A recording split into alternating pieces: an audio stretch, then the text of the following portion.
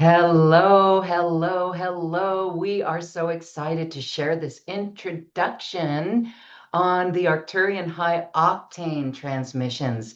As we're going to learn, this is all about energy, and the Arcturians are here to assist us in using the energy in an appropriate way, in a maximum optimal way, so that we can fulfill our destiny. I am so pleased to welcome Gene Ang. He has been working with the Arcturian healing modality for decades now, and he's here sharing this and bringing through a beautiful transmission for us. Hi, Gene. Thank you for being here. Welcome. Hi, Lauren. Hi, everyone. Yeah, really looking forward to these set of transmissions. And, I love this time of the year. We kind of coming into for United States Thanksgiving. I know many people here are around the world, but November really merges into December. December is a great initiation month. And then we're really popped into the new year. So a lot of the transmissions just consciously, and I think also in these inner dimensions, help us to both celebrate the end of the year, but also move forward with, winds in our sail. Wind in our sail because this year has been transformational. I know that 2022 was a year that seemed very, very powerful with the divine feminine, but this year of 2025 was very shifty, let's just say, almost as if the whole year was a Mercury retrograde. So here we are. It feels like the energy is lifting a little bit. And I know we're in a Mercury retrograde too, so that's very interesting. But it's just wonderful because we can feel the energy. And so as we come around to this new cycle, I think many are getting eager for it to kind of close the door on 2025 and really focus on what it is that we want to bring forward in the new year. So that's what makes this so powerful. Jean, can you share your interpretation of the energies of this year? Because it has been challenging for some. Some people love it, but it has been, and it feels like an acceleration. What is your take on it? Yeah, well, I've been recently reviewing kind of these teachings called the 7 year cycles. Maybe some people have studied the eight, actually one's kind of biography in certain years cycles, and this comes from Rudolf Steiner. So you kind of have these phases every 7 years, and I happen to be at the end of a 7 year cycle, being around let's see, 56. So. And around that year of your seventh year, and people can kind of track this even really quickly now. It's a little harder maybe to think to really do it thoroughly, but plus or minus 1 year around your seventh year. So it could be 7, 14, 21, 28, and so on. 35, 42, 49, 56 onwards, and so forth, Ah, 60, 3, 70, 77, 84, 91, and then 98, and so forth. But good. Good on you. yeah, yeah, Got it's your still math going. Good. still got the math going. Or yeah, some automatic angel is there helping me out. But you kind of usually have some kind of significant event happen. It could be interpreted as a trauma, but it's usually something that's propelling you forward. And then, like you said, I think this year, not necessarily Oh, using that because, of course, everyone could be at a certain year, but every year is important. It's an unpacking of something that our soul, is trying to do.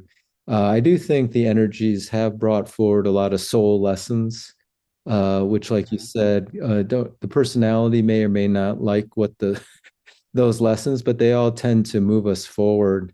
So that's how I've sort of seen this year, particularly, kind of really transformative events that have kind of moved things forward.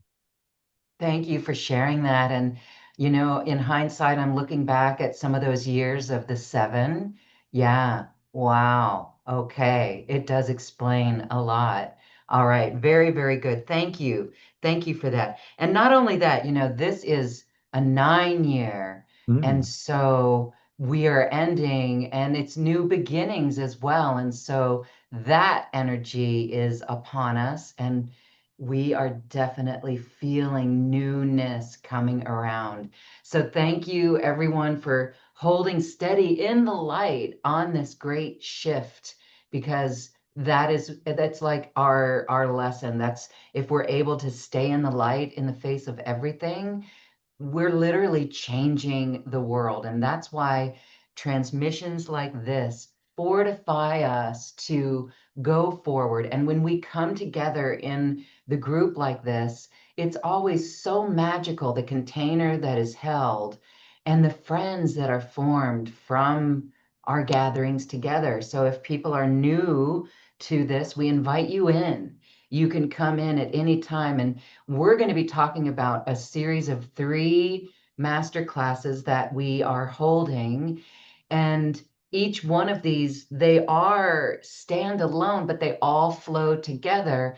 And then the container that is created is so high energy itself that even your dream space tonight, after watching this, may begin to reflect some of what we are experiencing energy wise today. So we're excited to share this with everyone. And again, we're going to do a little taste. Jean will share a little mini transmission in this episode. But let's talk more about the Arcturians and this energy, this high octane transmissions.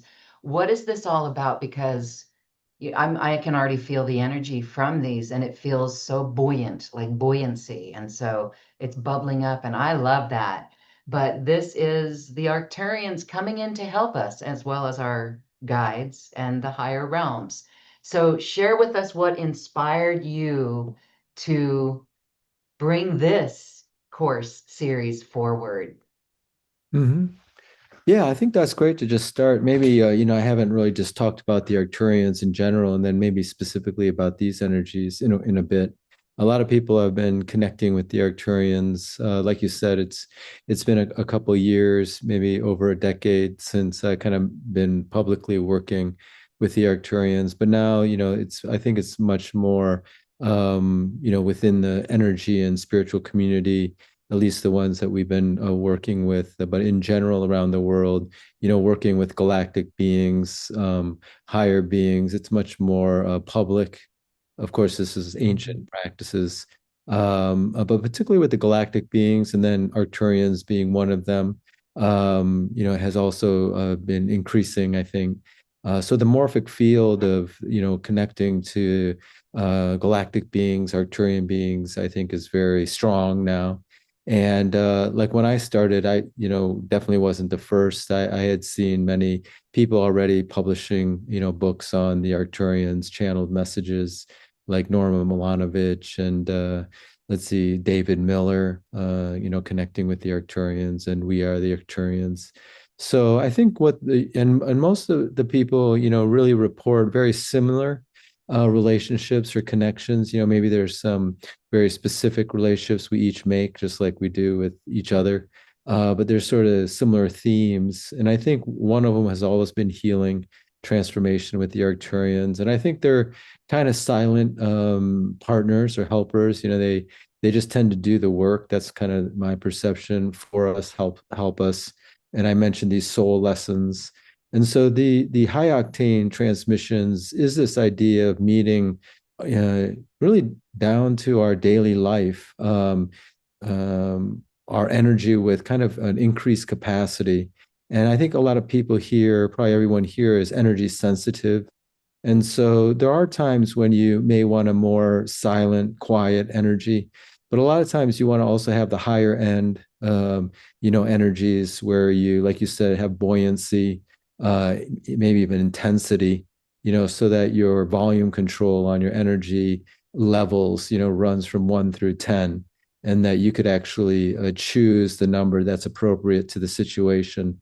So that's really what this transmission is about, but for our subtle bodies, using that metaphor of the volume. Ah, okay. And so the subtle bodies, that's a nice little introductory lesson as well. Seven subtle bodies. And in the transmissions that we work, we're always feeling those bodies. Those bodies are affected by this work. Can you review those subtle bodies for the people who are new to that? Yeah, yeah, I think that's a great model. Of course, like it's a map, but it definitely in a very practical way helps us to map our experience. So I'll just mention those subtle bodies, also where we may be experiencing them. Again, it's an overlay on our direct experience. And you know what's very interesting, there's a book by Tor Nordstranders on basically how our it's called the user illusion, how basically we're really only aware of a very small percentage of information coming into our consciousness. So, you know, what we're conscious of is usually plus or minus 40 bits of information, while our, if you want to call it your subconscious, is receiving like 40 billion bits every second. So we're kind of that's why he called it the user illusion. We're sort of thinking, you know, we're aware of a lot, but actually there's so much more coming through, and we could access that subconscious material with various ways, various learning techniques. But this kind of seven subtle dimensions is another way to sort of maybe create a map so you could actually tune into this greater information that we're always receiving. So of course we have our five physical senses, and again, you know, what we're aware of is a very small aspect of that. That's why a lot of times, even with like when you're listening to a speaker like this, or even you know, speaking, you're transmitting a lot more than actually, you know, the words that are coming out and that you interpret in your language. And that's usually what we're remembering. Usually we just call it the feeling. You know, we kind of put that as a label, like I felt good with that speaker, I felt good in that talk with the person, or that person felt low energy or felt high energy, which is kind of what we're talking here. And it's not really the actual syntax of the words they said to you. Sometimes it is, but sometimes you don't even remember what the information they said to you. But it was all this subconscious information that was sent. So you have the physical dimension. That's a little bit straightforward. Then you have the etheric dimension. This is the chi, prana, you know, energy level. And I think once someone has that in their languaging, you know, just like I was just kind of expounding, you kind of really open up your universe. You know, you realize a lot of people who've taken like their first one or two energy classes, then they feel much more sensitive to energies, like maybe walking in a subway and so forth, because now they have a language over all this subconscious material, when in fact they were always kind of bombarded by those energies in the subway. They just might not have had a languaging or framework to identify that. So it might not have been reaching full consciousness. Anyways, then we have the emotional body level. Of course, this is our emotional state. And this is one of the big parts of these transmissions that I was mentioning, like our state, particularly our emotional state. You know, we can wake up in the morning, maybe do a certain routine that puts us in a very high level of emotional state. You know, even what seemed like a small problem or a big problem becomes very small. But if you're not in the right emotional state, a small problem could become very big, or just something that, you know, seems much more monumental than it is. And that's just a shift in something we can control, which is our emotional body, our emotional state. So we'll be going over that with the assistance, of course, the transmissions and the Arcturians and some techniques to make that radical shift in consciousness. Then we have the mental body. That's really our thoughts, you know, that's very closely aligned to our emotional body. So the two together sometimes are called your astral body. People might have heard that term. So that's the emotional mental body. But, you know, together, these four bodies is usually what we think of as ourself, you know, our thoughts, feelings, our energy, and our five physical senses. This next tier, the next three, are usually what I would call fairly subconscious, or we see the patterns later, like as a readout, or maybe not even at all. So if we can make these more aware, even just by having a label for them, you know, just like having a label once we took those first one or two energy classes for the energy world, you know, it really expanded our universe. So the causal levels really are karmic patterns. The spiritual levels are soul patterns. And I've been referring to the soul, like soul lessons, as distinct from personality lessons.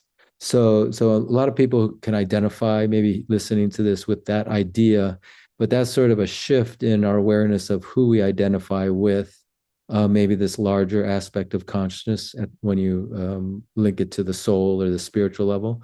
And then finally, the divine dimension encompasses that where we can enter like the unity state where we're one with all consciousness. So when I think of myself as Gene here talking, feeling the chair or, seeing Lauren or the video, that's, a distinct individual consciousness. It's very useful. You can't really get rid of that while you're here. You need to use that as a tool. But there's different states of consciousness where you can identify with kind of this vast unity consciousness where the gene dissolves. Sometimes it's in meditation, sometimes maybe out in nature.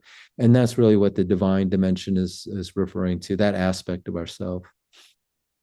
Yeah, I love that. As we totally dissolve and we can feel, it's almost like we're feeling, why do I want to say it's almost like the quantum field? We can feel the quantum field because that's what we're interacting with when we're feeling that sense of unity, that oneness.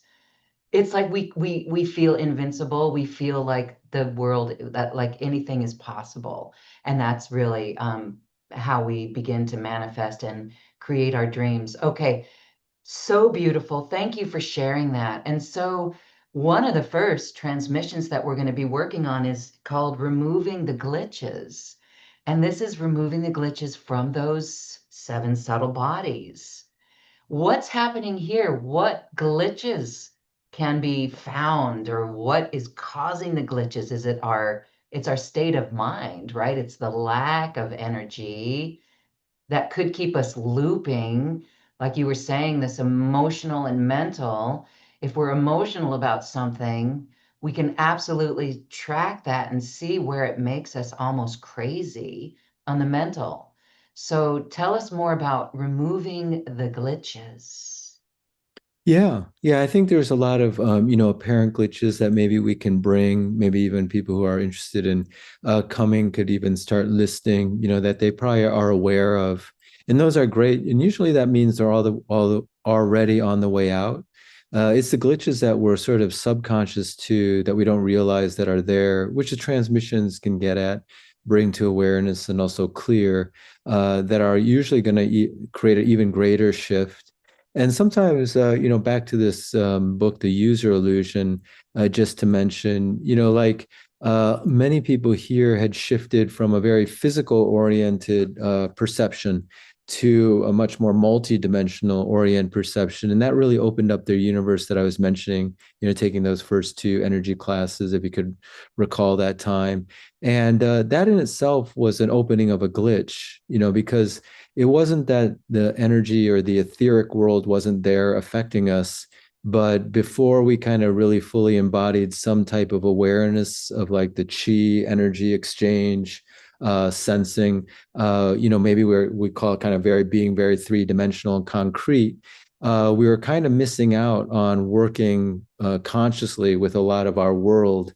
Now that you have like an energy model, because I know a lot of people here that might be very ingrained now, working with chi and prana and feeling someone's energy and an energy exchange. You have much more of a sensitivity and awareness and really a mastery of your world when you kind of have that expansion. So some of these global glitches are actually our perception of who we are and what the world is, what the universe is, our reality is. And I'll just give one example, like many of us, when we read, we think we need to read word by word. And there's this technique called photo reading. Maybe Lauren's aware of it or people are aware of it. I've shared it sometimes. It was created by Paul Sheely, but it's something that humans can do. And they basically just flip through pages at that rate because they're using that 4 billion bit of information processor just to like absorb all that information. And some people have usually jokingly say like, maybe I don't understand this book, so I'll sleep with it, under their pillow. But actually, recently, revisiting photo reading, they actually devised a technique to just absorb a book energetically through your palm, because they found that children, like in South America, And in China, they actually, some of them are blind or they don't even look at the book. They actually can read the book with their hand.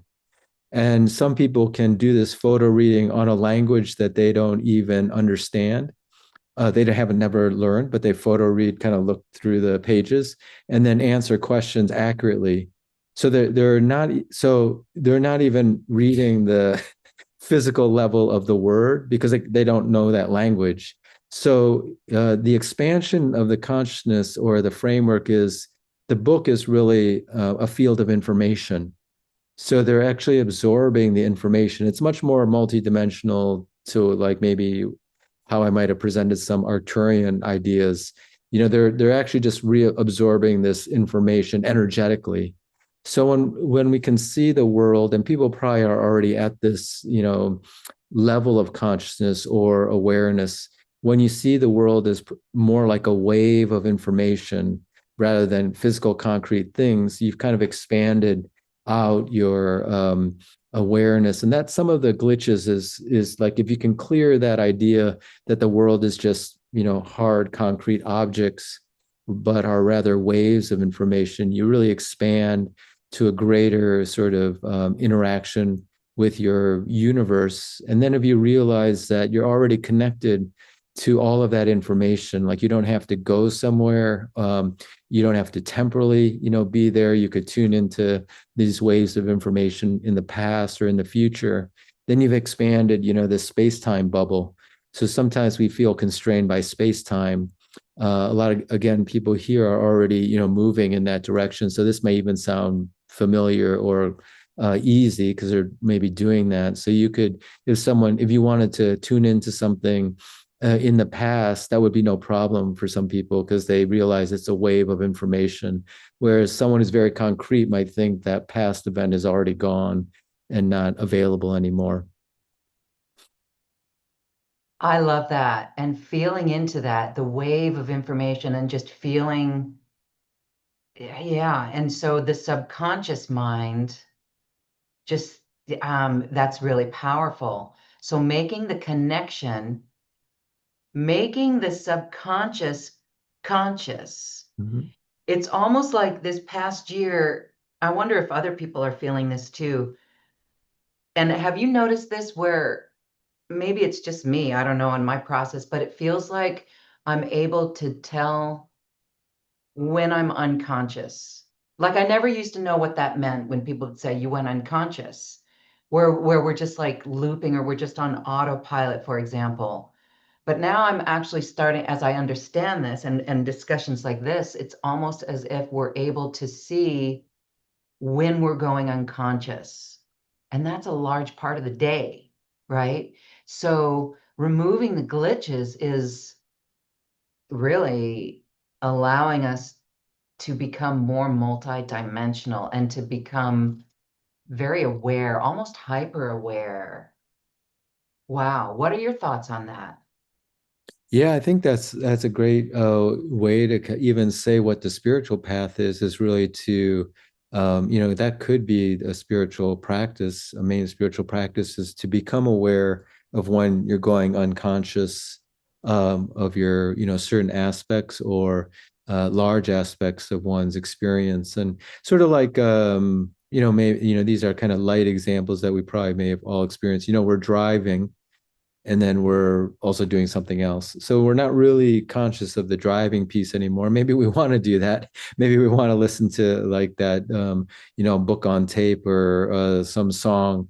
But you know, we've kind of become unconscious to the driving aspect there when we're really engrossed in, let's say, a song that's coming on the your iTunes or something. So, but you know, when you're really aware of someone, you're talking to them, you know, I guess the best example I had was when I was in Mount Shasta. Of course, that's in the background. Maybe that's why it's subconsciously reminding me.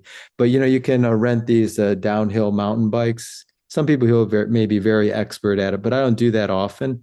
So you go down the forest, you know, hills, and you cannot be unconscious while, you know, you can be like texting at the same time because you know No. that's it's a meditation in motion because you've got to fully be there particularly if you're going downhill with that. And I thought that was a great example because there's no extra doing. You can't even maybe even really talk to anyone very lightly because if you're going fast down that, one sort of you just kind of move your awareness to something else besides, focusing on the downhill biking.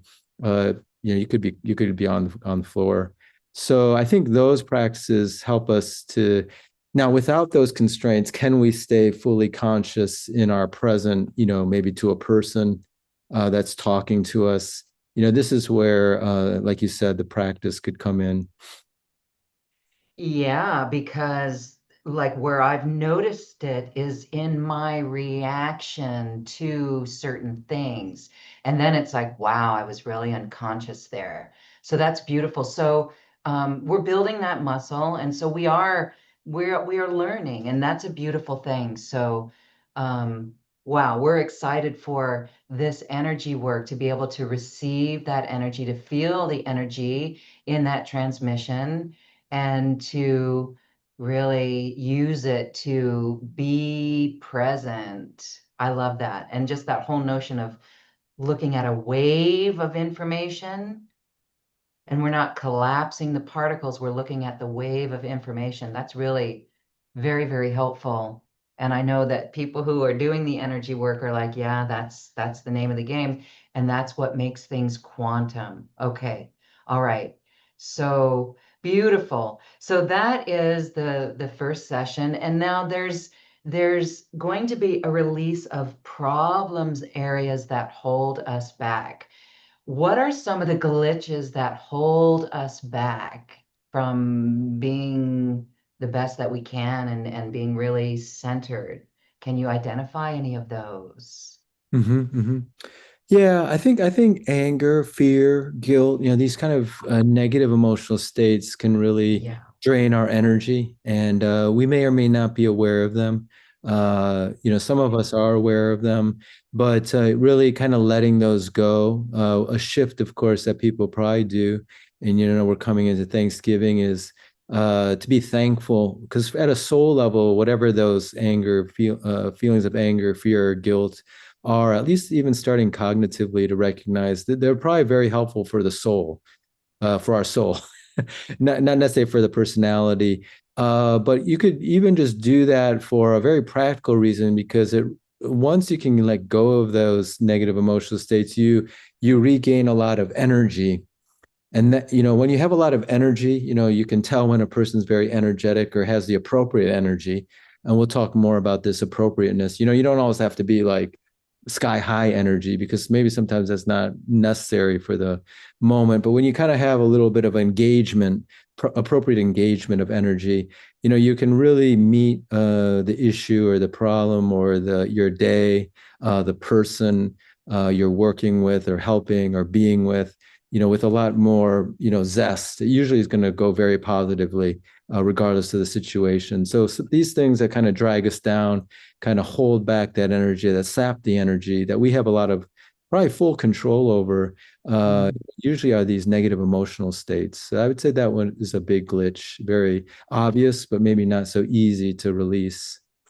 Yeah, yeah, not so easy to release. Okay. I love that the gratitude as and it's being present. It's presence. I mean, if we're very present, feel the energy in that. It's almost like we know exactly what to do and we know how to show up. And so beautiful. All right. Thank you for sharing on that. That is the first transmission, removing the glitches. Then we have another transmission. Again, these are all standalone, but they go so well together. They build the energy. So if people join us, you can watch in any order, but join us for this very sacred container because it's so beautiful. So that the second day, we are empowering the dimensions. Now, this is exciting because this again is our multidimensionality, and we're going to be beefing up the causal body, the divine body, and all of it. So, this is interesting. Tell us more about this session. Yeah, I think using that analogy of the volume control, like 1 through 10, Take for example, if you could only move your volume from 2 to 4, that's your range. So your day is kind of, I could either be 2, I could be 3, or I could be 4. And so after a while, you may not know, if 4 is your top end, you may not know what 8 is. So on all of those dimensions, but just say, let's say physical, energetic level. So a lot of this transmission is about on all the 7 dimensions, but we could just work with maybe what's very at hand, our physical, maybe etheric level of energy. If you could expand that range, and get the full 10, 1 through 10 on the volume, so that you could move it to the appropriate volume when you want. So a lot of times just beefing up the upper range can be very helpful if it's always been at a 4. If you could even just get it to like have an upper range of 6 and bring that to your world, that can be life changing, because so then you just have more energy in the day. You have more energy to meet and your emotional issues, whatever's coming to you. So really, this transmission is about not only increasing the range, but expanding the full range of our energy on all 7 dimensions. That sounds so wonderful. Like I can feel that already. And I know many of us are just ready to just expand that energy, go full 10, go full 10. It's like when you're listening to music, let's use that radio dial as the example, and a really good song comes on and you're at 4, you can't dance to 4. You can't have a wild party at 4. We got to turn it up to 10, Yeah. right? Mhm. Wow. I mean, can you imagine if everyone show, and it's not coffee or caffeine, right, that gives us that energy. This is divine energy. This is soul energy, right? This is us. And wow, that's very empowering. I hope everyone can feel this. Just us talking about it, it gives me chills in the moment. And I'm getting really excited. I think that one's going to be really powerful. And I think the people who give us feedback on that are going to be like, wow, that was powerful. So we're looking forward to that session. I am in particular. And then the next session is refining the vehicles. Now, this is interesting because we're going to work with the same energy, but expand it or refine it. Tell us about what this transmission is. Thank you. Yeah. I mean, I think, what you mentioned, the full tilt boogie kind of level, which is great. Actually, music is a very practical way if you wanted to raise your energy. Very good to use in the morning, as a morning ritual, but very high powered music maybe for each person. Each person is very selective, I think, with their music is a way to kind of that's maybe a time to have that full tilt boogie level of energy, because you're starting the car, and you're kind of meeting usually the things you want to meet in the morning, maybe even the hardest things, doing that first with that kind of energy. But if you look at Yeah. nature, nothing is like that all the time. We have night, we have day, we have noon. We have noon probably when the sun's intense, full tilt boogie. But we also have midnight. We have like the middle of the night where there's no sun. And this third transmission is about how do we embody all of those, like basically all 10 energy levels? How do we use those appropriately? How do we value all of that? Because if you are always at the full of energy, what happens is if you don't because nature does that naturally in order to, we could call it recover. But if you don't do that, if you know of anyone or yourself who's like that, even in a positive way, energetic way, maybe always doing energy transmissions, your body will eventually ask you to integrate. It will Mhm. eventually, your energy, your subtle bodies. And so you kind of have to bring that down. What you don't want it is that to always be happening subconsciously. We could call that burnout when it was maybe something like a very physical job where someone's always, on the, very high level. But when you do it for yourself consciously, like with nature, how nature does cycles, and you look at the cycles, not just, we're talking about individual energy, but even the cycles of your karma, the cycles of your soul. Once you can really tune into that fine level, you can really maximize your life, basically. I'll just give one example, very, very straightforward. Because cycles is seasons, and let's say we didn't have the idea of seasons. So I think once we had the idea of seasons, we, as humans, we were released from being hunter gatherers. We could start being agrarian, which eventually helped us to do a lot of things, like our technology now.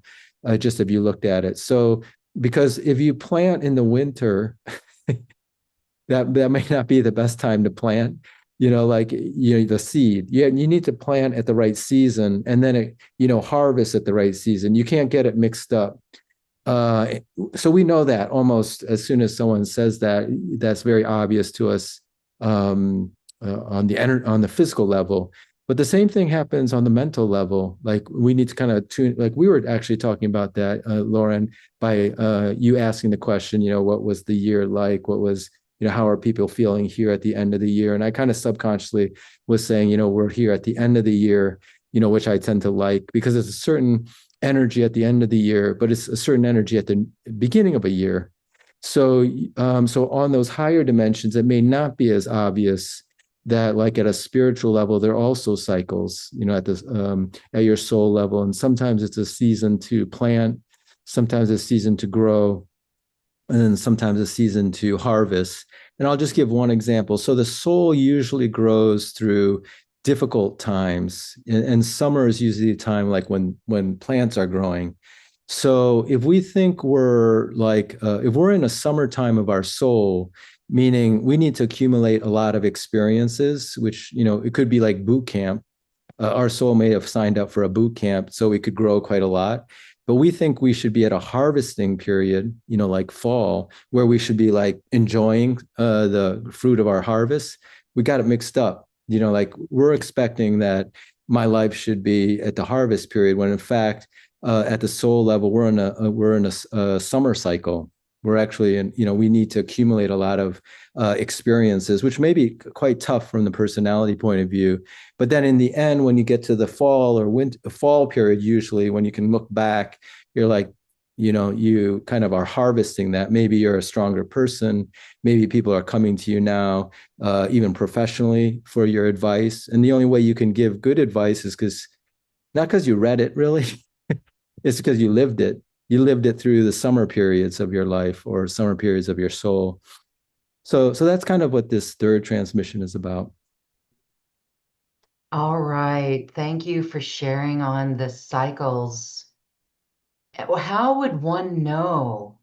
How would, how do you know if you're in a karmic cycle? Like, how would you know? Is it just tuning in and maybe meditating, or just like I guess if you're going through a lot in your life and it's really challenging, then you'll say, okay, it's temporary. I will get through this. And then does it come back around? So there's cycles of a soul. Is it just one cycle in a life, or is it a series of cycles? I guess it's a series. It's always a cycle, right? And how would you know if you're going through a karmic cycle, for example? Yeah, great question. Yeah. And we'll kind of really expand on this, but just I think the question is so great. And I think it's really the topic would be pattern recognition. And I think, Mhm. people who are considered expert in a field are actually expert at that field's pattern recognition. They don't need to know facts, but they can see when a certain pattern is coming, and they can even create new patterns. But Mhm. if so to answer your question, if you know the pattern of the seasons, then Okay. you can identify what patterns going on in your life. So just to kind of fully explain, let's say just the 4 season pattern, which is just but very universal, helpful pattern. So in the springtime, which is usually from like 0 to 21 years old, this is like would be a life cycle. But there are cycles within cycles. Just to answer that second question, is Okay. usually when you're full of energy, but you're really being taken care of. No one's going to be sent to war to protect the country before that age. I mean, okay, you can start at 18 or something, but you really kind of that 0 to 18, 21, you're full of energy. You think, everything can be done and so forth. You kind of And so you can, at a soul level, we also have that, the winds behind our sails kind of feeling that we use that term. You're like, oh, I'm going to do this, I'm going to do that. And you kind of are maybe like learning a lot of new things. Maybe we call it that the honeymoon period too. But then that summertime period is usually 21 to 40. And a lot of people will understand this when I put it to the years of age. That's when you are sent to war. Like you are going to go do the hard work. You think you could have had like a thousand relationships, or you could be president of whatever country you're from, but then you realize, I'm just trying to like work this one job, and I'm trying to Mm-hmm. work this one relationship. But you're also moving your soul. You're getting the real experiences. And then like usually from 40, 42 to maybe 20 till you're 60, 65, you're kind of in that fall harvesting period. Like usually, you're really taking advantage of the things you trained up in the 20 to 40 period. Your business probably is at its highest peak. A lot of times people can, in their field, if they've kind of prepared in their field of endeavor, they can earn money that they never even thought of, like that, because all the systems are in place. Like I'm just giving some ideal examples, but that's usually in the 60, up to the 60, 65. And these are rough, but that's fall. And then the winter is sort of like the wisdom period, 65 to 105, or however, the age can expand. People, when it's really valued, these are the people, the wisdom keepers. They've gone through those cycles. They kind of know the patterns.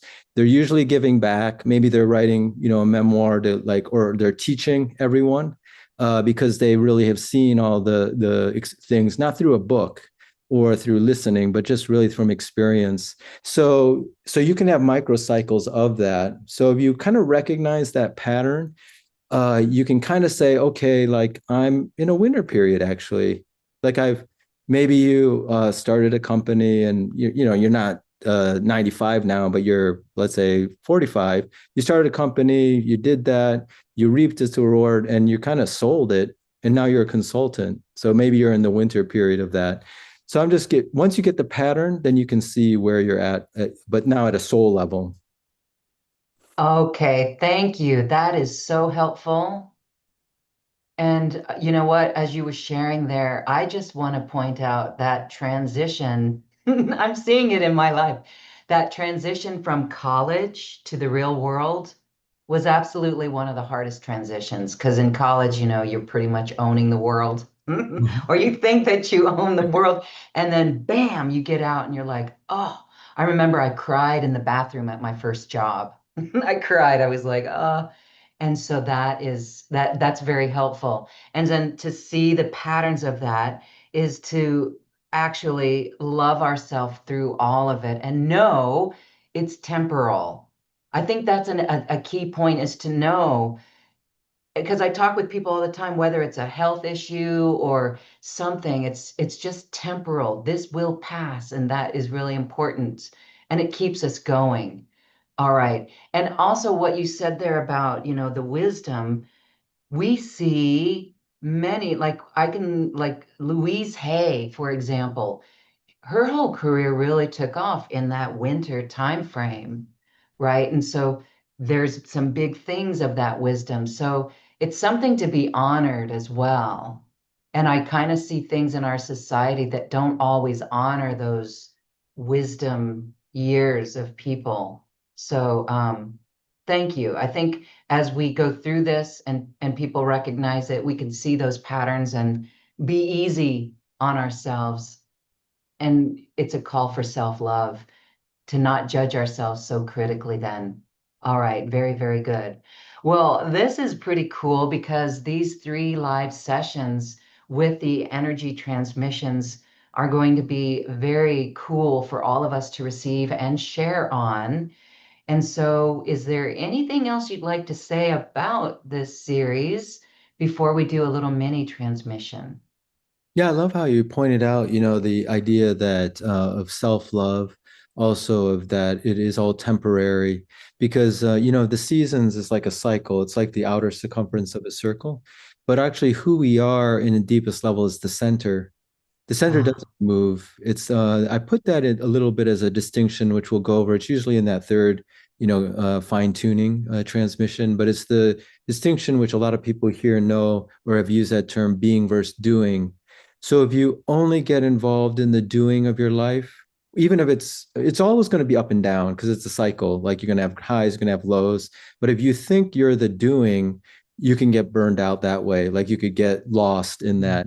And so there's actually a balance between shifting even microly in during the day, like for example, into recognizing your beingness, which is the center of the circle, the center of the mm. seasons. And that brings a lot of renewal, recovery, just that one shift when you realize you're not all part of this dream or story, or now they call it maybe a video game, like that. Yes, you're 100% engaged, and that's the best way to, enjoy a movie is when you kind of get fall into the reality of the movie. But you recognize like you're sitting in the theater, like you can shift back and think, oh, I'm not really any of those characters, even though I'm crying my eyes out because whatever's happening, and really enjoying it. But I'm actually here in the theater, and the theater of life, being in this theater seat is like going back to the center and saying, yes, I'm just the soul, I'm just the pure awareness of everything that's going on. And so you don't like because you could get disengaged, which maybe they use the term now spiritual bypassing, where you're like, okay, I'm not in the in the game, I'm not in the video game, and so I'm going to disconnect from all of that and just be in the center all the time. But really you still have a character in the game, so you kind of, it's almost like a split personality, but in a good way. Like you can shift back from doing and non-doing, being and doing. And so that is a fine gradation that maybe people have already been working on, but will kind of really bring that through in the transmission. Thank you, because as you're saying that doobie doobie doobie doobie doobie Yeah. doo, I'm feeling it's like like I want to use that word coherence. And so thinking about that center of the circle and our ability to do and be and do and be, it is a balance between the mind and the heart. And so I just wanted to share that because it seems pretty relevant to what we're doing. And so if we're focusing on doing and being, it really feels heart coherence that brings in that self-love again, and to just really trust where we are in our life in every moment, and not to judge ourselves too harshly for that. I just wanted to add that coherence, that heart mind coherence, because that's where the real magic happens. Do you want to add anything on that heart mind coherence and the quantum field? Oh yeah, yeah. It reminds me of like a lot of the heart math work. That Mhm. mind heart coherence, and the heart being really both being a torus field, and that the heart is really a bigger torus field of electromagnetic energy, let alone subtle energy, that's kind of around you. And I think people feel that larger energetic field that's generated from our heart center, the middle of our energy field, and really respond to that more than anything else. All this is extra carrier waves, that what we're saying and thinking. But I think when you kind of, like you said, bring these two together, and you can actually, we are a very mental culture, I would have to say, modern cultures. So it's very good to sometimes, take that awareness and actually just drop it down into the heart center, even as a moment to moment practice. And you can really feel that shift. And it does bring even more energy because you kind of can relax, which releases a lot of the tension and the kind of stuck energy. And then you kind of open up to the quantum field, and that actually was a technique I was taught to connect to the quantum field. Is you kind of put your awareness in the center of your head and then drop it like an elevator down into your heart center, and then usually you expand right away, and you can either just move on in your day, or you could just stay there. You're almost like already in a full meditation mode. Yes, all right. So perfect. Thank you. I love it all. Thank you so much. We're already feeling this energy. All right, so we are going to do a little experiential, and I want to just do a quick shout for those who are watching. You are welcome to join us for this live series of transmissions. You're going to get a taste of that in just a moment. If you're watching us on YouTube, in the description is a link to sign up for this. And of course, if you're watching this on our page, just scroll down and you can sign up for this as well. A beautiful bonus comes with this, and we'll talk about that in a moment. But Jean, what little transmission would you like to share with us right now? I think the doobie doobie doo The transmission. doobie doobie doo. Yeah, Okay. a little taste of the third transmission on being and doing. We'll just call that. Okay. Yeah, I love that doobie doobie doo. I have a new moniker for it. Mhm. Because I think that's great to, have that distinction, that pattern distinction, and be able to then once you have the pattern, we know what to do with it. It's almost like riding Yeah. a bike. You'll know what to Yeah, be it's in the really B. powerful. I mean, that's really powerful. That just feels like we are fully in the driver's seat, Mhm. knowing that we can shift like that. All right, beautiful. Thank you. Here we go. Okay. Yeah, so if you're new to this, you just relax, just notice what you notice.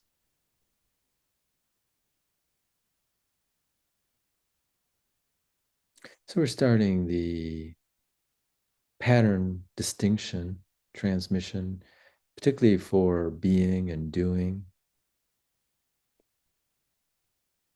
Once we have that, we'll be able to consciously choose when to be in one pattern versus the other as it's appropriate in our daily life, our activities, working with others.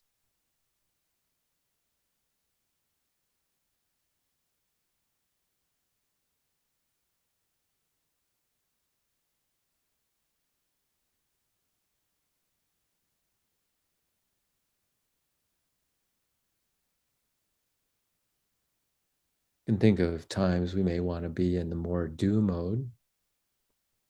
Maybe you're super excited about a project, you want to get in there, or just like dancing or going out to have fun with your friends.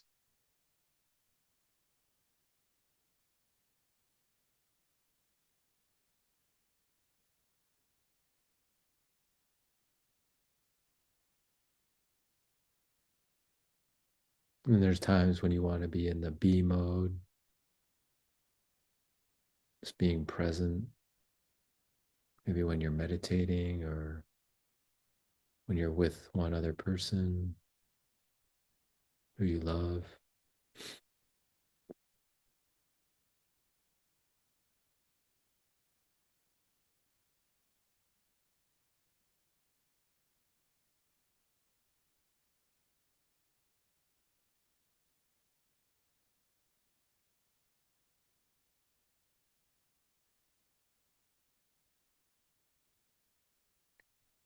Now we're deepening this pattern.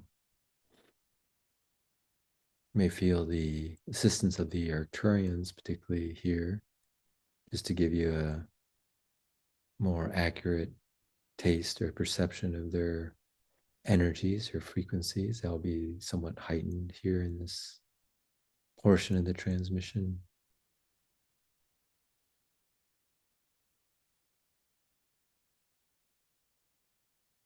They're like spiritual assistants, helping our soul path, our soul information.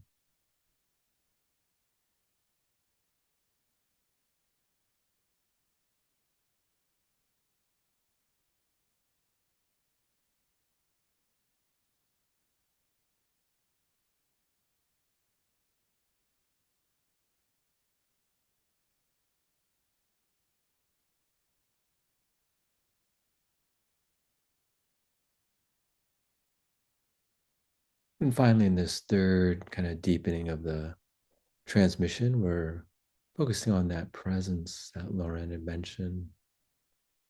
Like all the information is just in the present. We'll know exactly what to do. Usually in some kind of sports or real life, real time activity. Like I was mentioning, the mountain biking, or maybe it's surfing or Maybe you play a certain sport or have been hiking in the woods.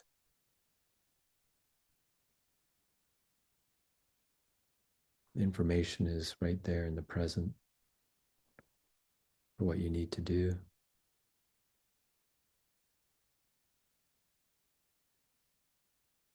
So the idea here is, could we live our life that way? So having that trust is a lot of what this portion of the transmission is conveying.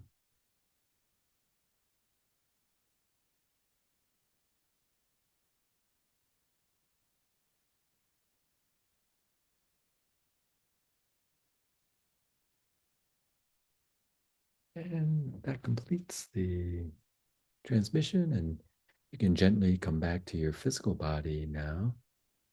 And when you feel comfortable, you can open your eyes, snap your fingers. Mhm. So beautiful. The word, is there a word between calm and balanced? Balanced and calm, two words to describe that feeling, and very centered, three words. There you go. Wow, I love that. And that was just a quick moment to experience those energies. Thank you, Jean. I loved it. What did you sense in that? Yeah, I think that idea that you presented, that just came through at the very end, the deepest portion of the transmission about really the information is really always here when we're present. And some of those events that I mentioned force you to be present as a practice. But then can we do that, 24/7 and trust the present to have the answer? And I think that's a great spiritual practice to encompass or try to bring in our life. Yes, and as we do that, we will begin to recognize those moments where we were unconscious. Again, I just have to say, when I first heard that, somebody said you went unconscious. I was actually offended because I was like, what are you talking about? I'm here. I'm very present, but I now know it. So we're going to get better at identifying when we are unconscious. And that's just evolution for all of us and something very exciting to pay attention to. All right. Thank you for this. And I hope that everyone is feeling the balance and the calm. Just that energy right there is just so precious. It's so precious. It's pristine. It's lovely. Okay, that is what's in store for us in these transmissions coming up. And we invite everyone, if you're watching this, please join us. There's a reason that you're watching this, and hopefully you're feeling the call to join us as well and to work with the Arcturians. Thank you. And as a very special bonus, there is the Arcturian Principles of Light. And this is a beautiful year, new cycle as well. Share with us, Jean, a little bit about this program that people can access right now when they sign up. Yeah, well, I specifically chose this because first, the topic is very relevant to, complementary to what we're going to be doing with high octane transmissions. They're both Arcturian energies. And also this kicked out the new year in 2025. We actually did it in January. So it's the when you play the transmissions, it's not like you're going to get the January 2025 energy. You're going to get that morphic field as it is now. So that morphic field developed over the year with us, and so connecting. It's almost like a book ending, but we're outside space time. So again, it's not like a repeat of what happened in 2025. It's more like what is that morphic field developed over the year, and then connecting to that energy of the Arcturians, and of course everyone who who are part of that morphic field. So just as a really quick, I'll just mention the topic titles. So the session one was life was meant to be challenging. Again, this idea of the soul is wants to develop rather than just the personality be happy. Then the second one is every person we meet is a mirror for what is within us. And then session three is every result in life is exactly what we need. So it's a great complement to what we're going to be doing. So if you can do it before we meet, that's probably highly motivated, A plus plus. No, I'm just playing. But at some point, it will definitely work with the energies we work with. So you can do it after. Also, it's kind of there's a lot there. So There's a lot there. And again, these are so beautiful. Again, the soul family that shows up and the support in the group, that group energy absolutely amplifies our energy. So if you're new to this and you're new to sensing energy, it's okay. You're going to get better at it because it's so subtle at first. I remember when we first started doing it, it was like, didn't really feel it, but now feeling the different waves of energy, the different transmissions, they're all so unique and we get stronger at identifying our relation to the energy, our sensing the energy. So it really is beautiful. All right. So register today and you'll be able to download that and work with that right away or save it for the end. It's all up to you. And we're really excited to see you as we round out this year. Beautiful, beautiful, beautiful. Jean, thank you. As we say goodbye, I want to give you a moment for final thoughts. yeah, I just think, yeah, the high octane is the word that came maybe from the Arcturians, maybe just like you said, tuning into the energies. And I think, hitting on all cylinders is going to be kind of one of the themes. Hit on all cylinders. We're ready to go with no burnout. We're going to regulate this energy and carry it into a whole new year. All right, everyone. Thank you, Jean, and thank you, all hearts, for watching. We truly hope that you felt a shift and that you're excited for the beautiful energies coming onto our planet that you can access and experience as well. Thank you all for watching, and namaste. Namaste. Bye.